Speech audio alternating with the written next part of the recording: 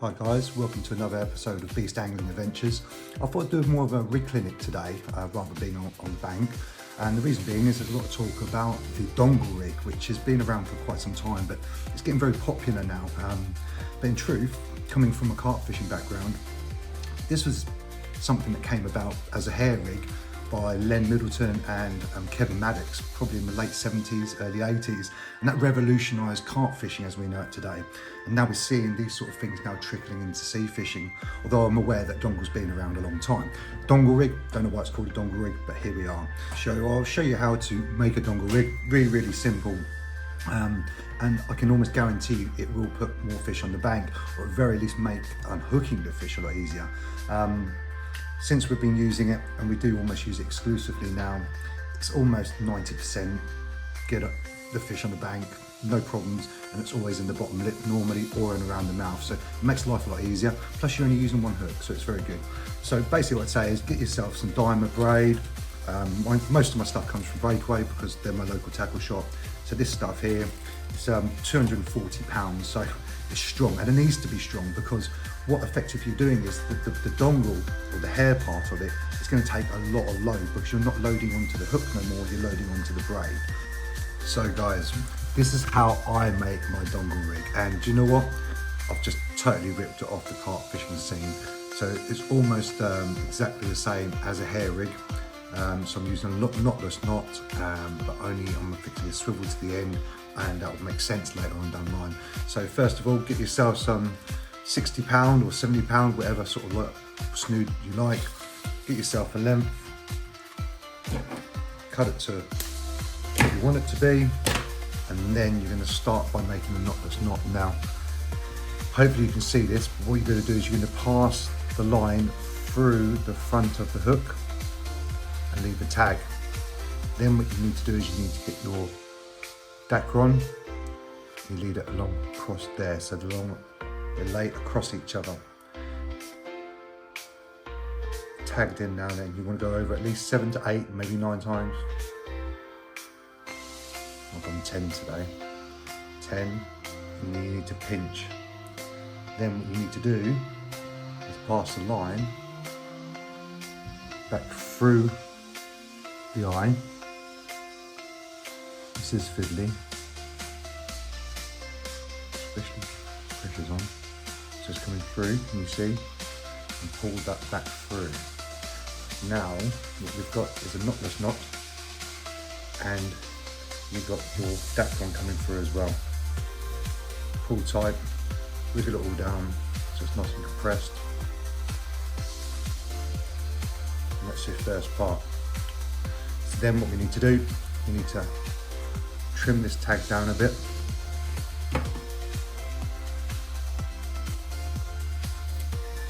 Not too much, because what you're going to need to do is we're going to need to burn the frayed ends to make a stop knot. And then press down, and that completes your knot. So the dongle part can no longer come free. Also trim down this part here, no need for this.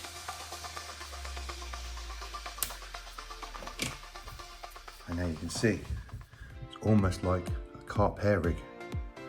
So next thing we need to do is you need to work out the length of how long you need your dacron for. Obviously, if you're fishing a whole mackerel, you might want the whole length. If you're using half a mackerel, in this instance, I'll be using these rigs for crabs, so I want quite a short length. So what I'll do is I'll cut it about 3 or 4 inches.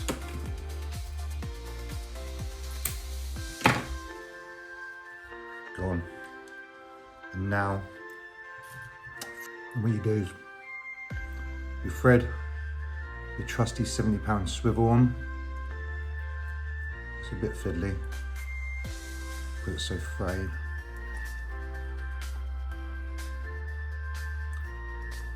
What you do is you thread your 70 pound swivel on.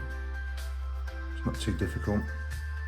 And then you're just going to do an overhead loop, overhand loop, I keep saying overhead.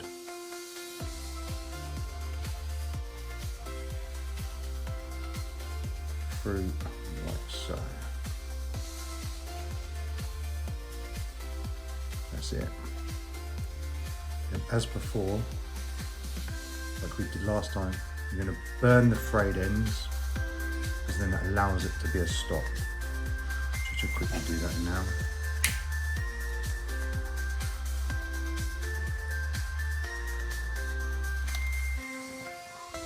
This just stops it from slipping. Okay. So once that's gone off, then what you should have is effectively a hair rig for sea fishing. And that'll work absolutely amazing. That with the hooking potential there is great, because you've got a circle hook, and circle hooks are great for when the fish mouths the bait. They'll slip through and come and catch them straight on the lip, just like so. And you have the proper properties of the free bait running around like this. So you've got all the hooking potential you can possibly want. And then we'll come to the swivel, which is really important, and I'll show that to you next. Now you'll see why it's so important to use heavy braid when you're using these rigs, the dongles, because normally when you're using a pulley pennel or an up and over and you're using a clip down, you put all the casting pressure onto the actual hook, whereas when you're transferring onto dongle, all your casting pressure goes onto the swivel.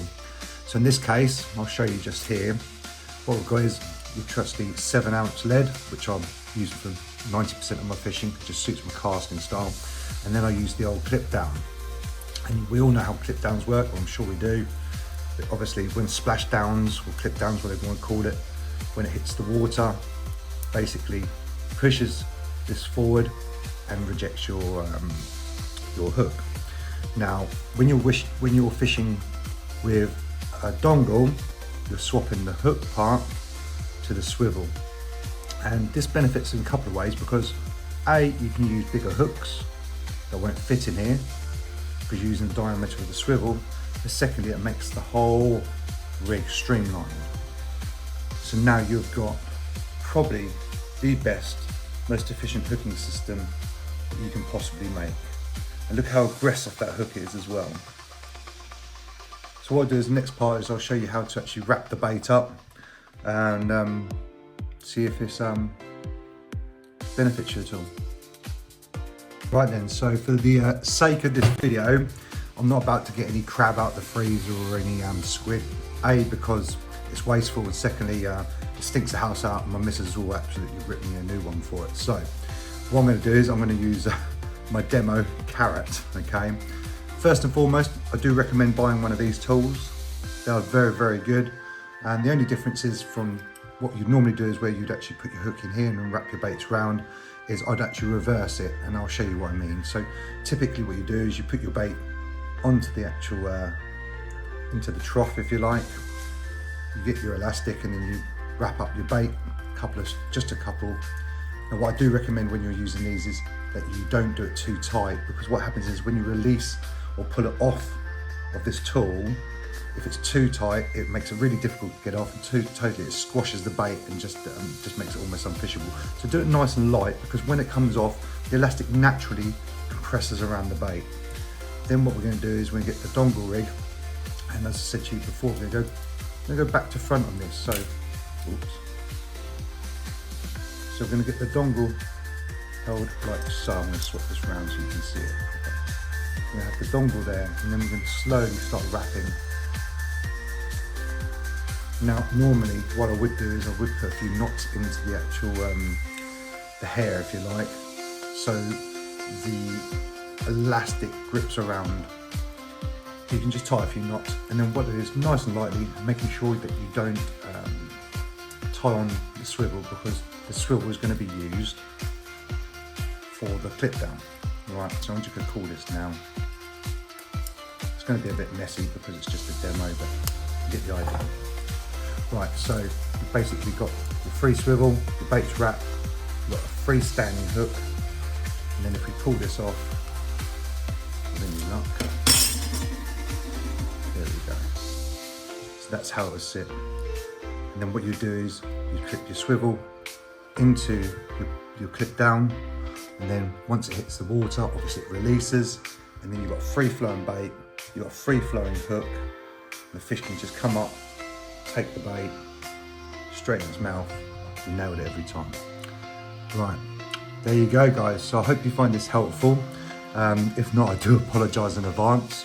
Obviously I don't recommend using carrots unless you're fishing for donkeys, and certainly not that, well, sea donkeys if you like.